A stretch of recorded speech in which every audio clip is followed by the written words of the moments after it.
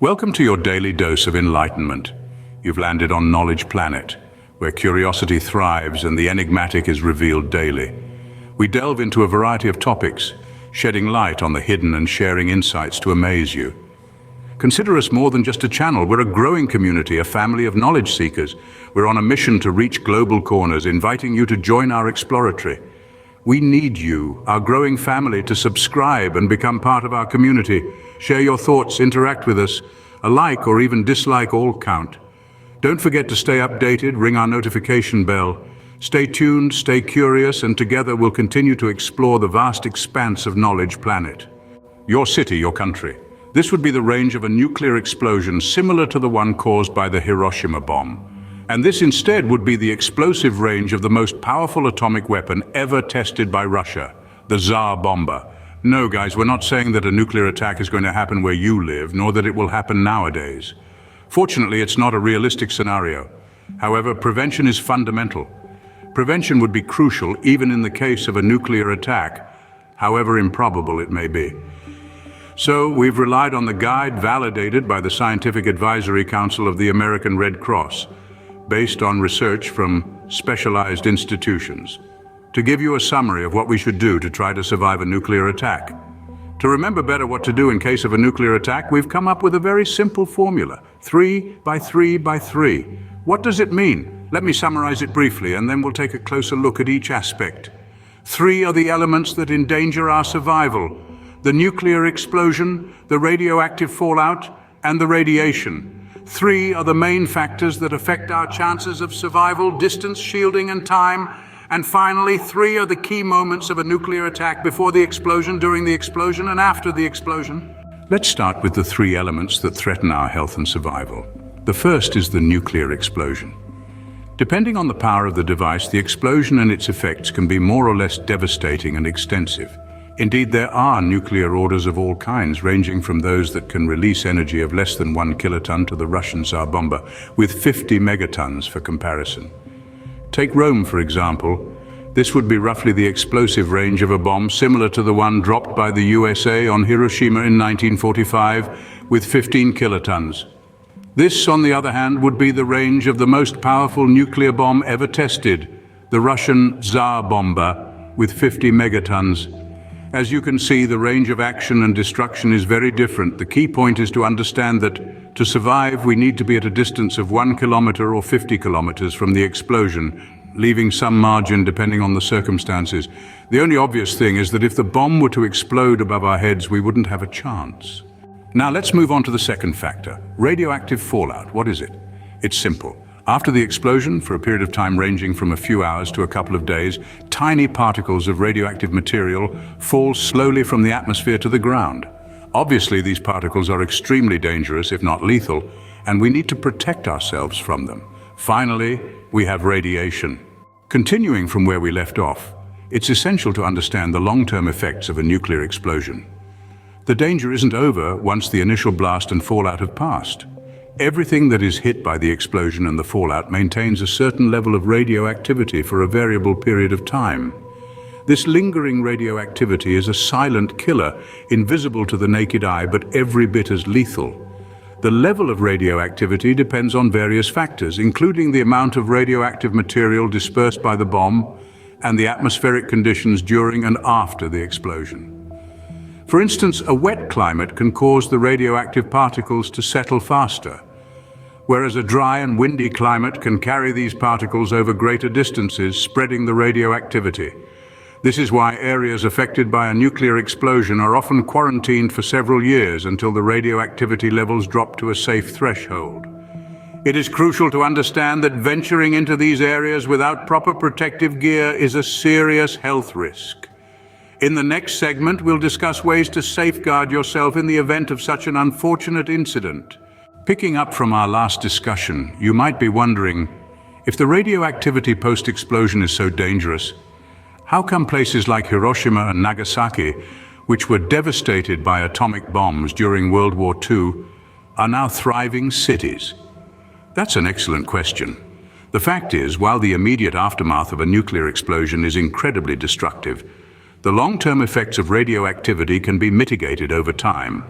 In both Hiroshima and Nagasaki, the intense heat and blast of the nuclear bombs vaporized most of the radioactive material, causing it to disperse into the atmosphere.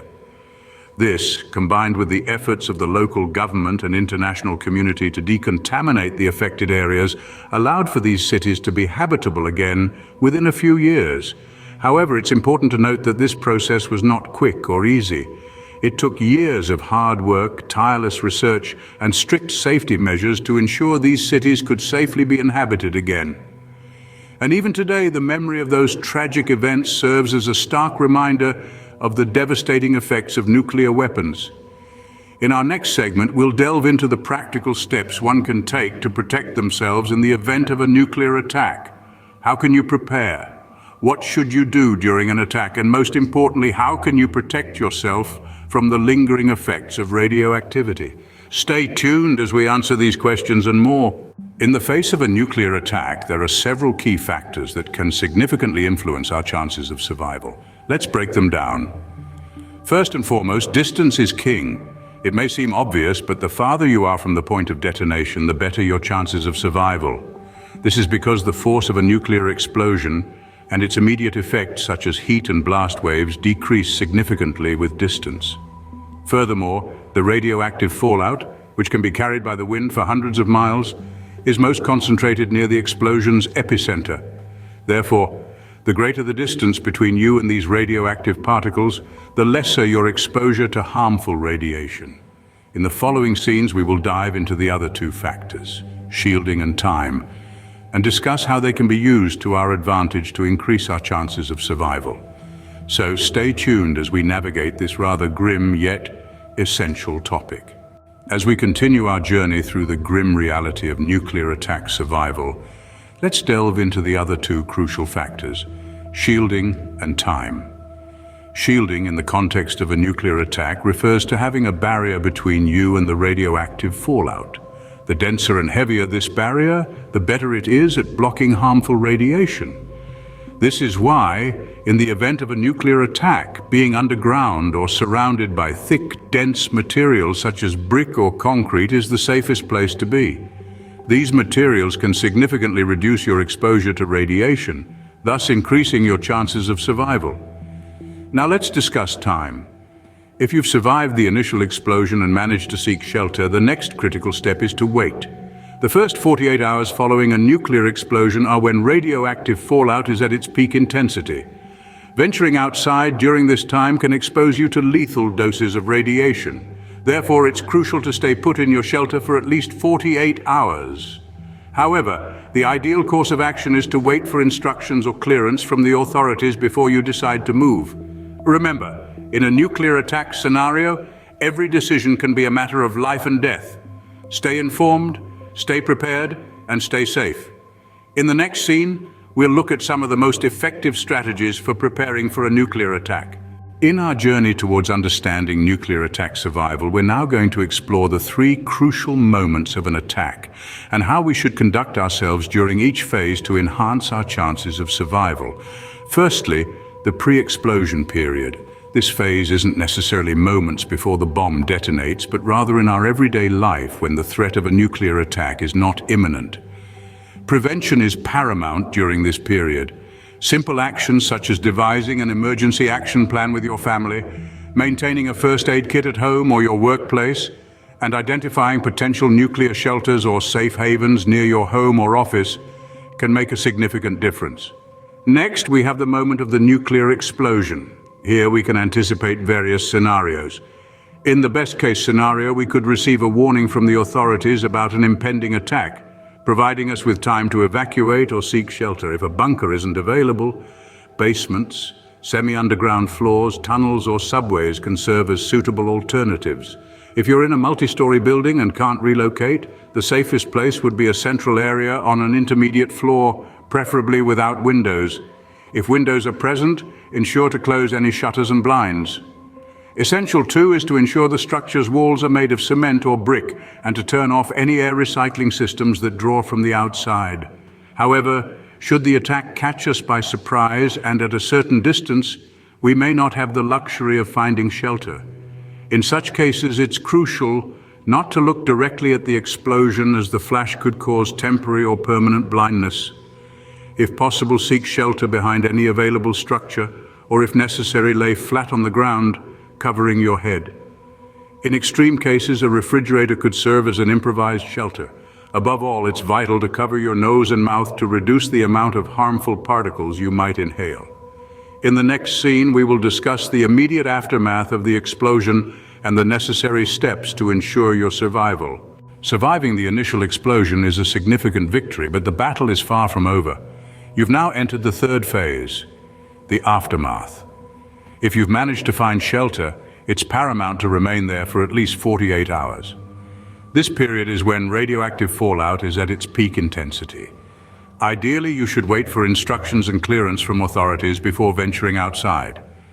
If you've had contact with the outside world at the time of the explosion, it's crucial to remove and seal the clothes you were wearing and gently wash your body to remove as much radioactive material as possible. In unfortunate cases where you're isolated and have no contact with the outside world, know that the radiation from the fallout drops to about 1% of its initial level after approximately 2 weeks.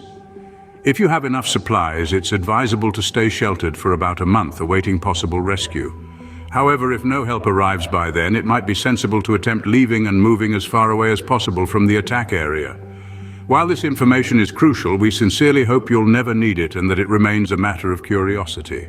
We have intentionally left out the topic of iodine pills because in such situations, it's best to follow the advice of medical authorities.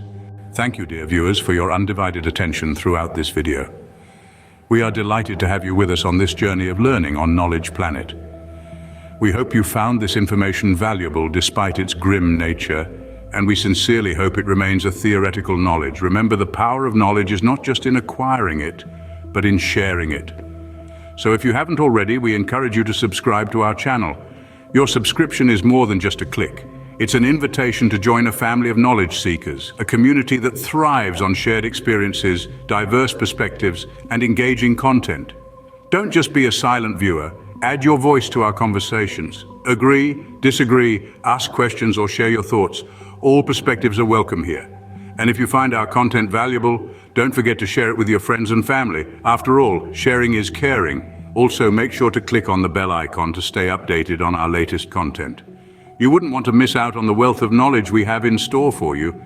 In this whirlwind of a world, staying connected has never been more essential.